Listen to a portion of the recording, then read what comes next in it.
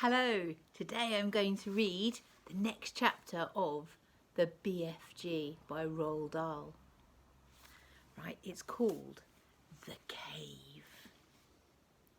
The giant ran on and on, but now a curious change took place in his way of running. He seemed suddenly to go into a higher gear. Faster and faster he went, and soon he was travelling at such a speed that the landscape was just a blur. The wind stung Sophie's cheeks. It made her eyes water. It whipped her head back and whistled in her ears. She could no longer feel the giant's feet touching the ground. She had a weird sensation that they were flying. It was impossible to tell whether they were over land or sea. The giant had some sort of magic in his legs.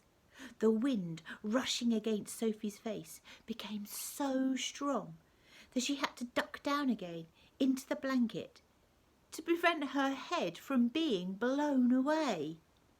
There's a picture there of the giant running across the landscape.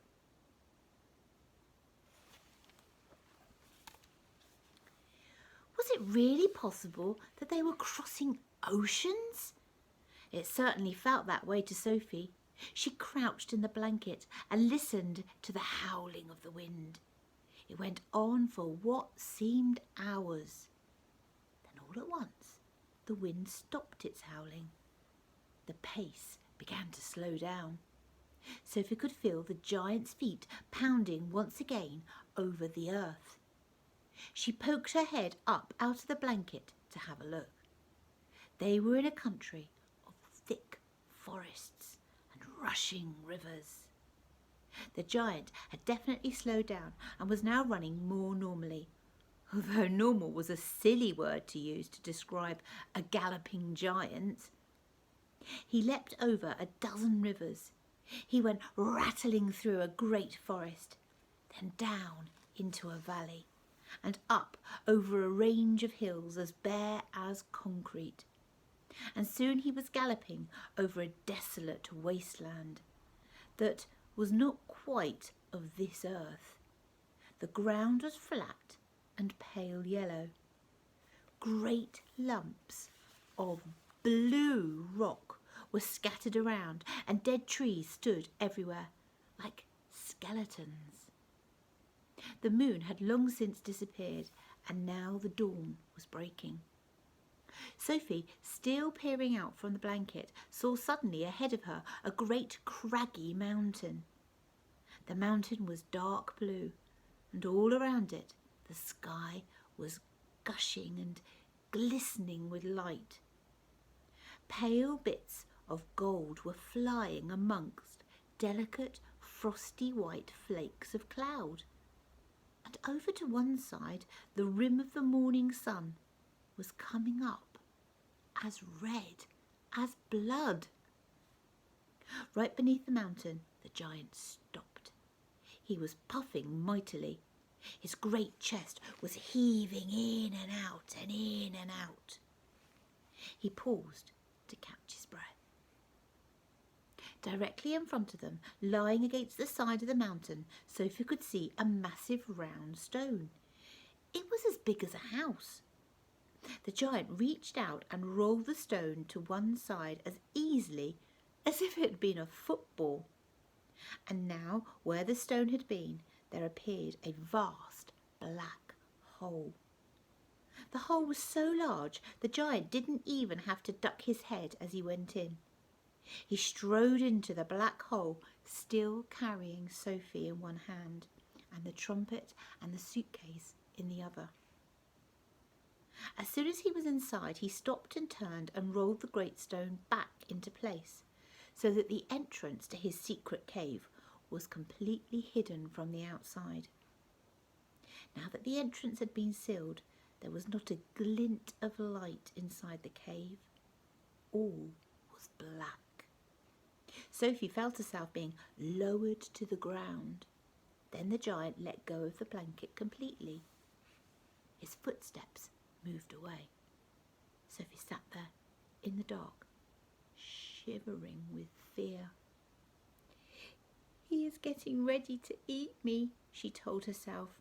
"He will probably eat me raw, just as I am.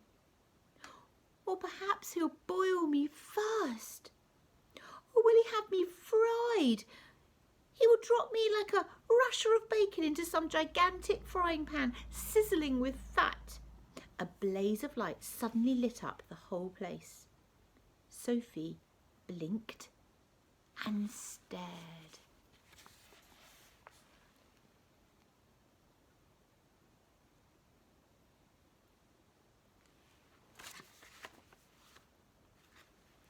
She saw an enormous cavern with a high rocky roof.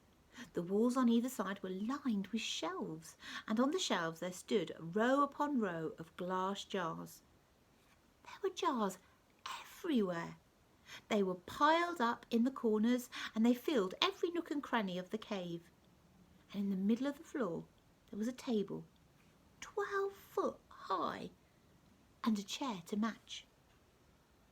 The giant took off his black cloak and hung it against the wall. Sophie saw that under the cloak he was wearing a sort of collarless shirt and a dirty old leather waistcoat that didn't seem to have any buttons. His trousers were faded green and were far too short in the legs. On his bare feet he was wearing a pair of ridiculous sandals that for some reason had holes cut along each side, with a large hole at the end where his toes stuck out. Sophie, crouching on the floor of the cave in her nightie, gazed back at him through thick steel-rimmed glasses. She was trembling like a leaf in the wind, and a finger of ice was running up and down the length of her spine. "Ha!" shouted the giant, walking forward and rubbing his hands together. "What has us got here?" His booming voice rolled around the walls of the cave like a burst of thunder. That's the end of that chapter. The next one's called The BFG. Hope you enjoyed that. I'll see you later. Bye.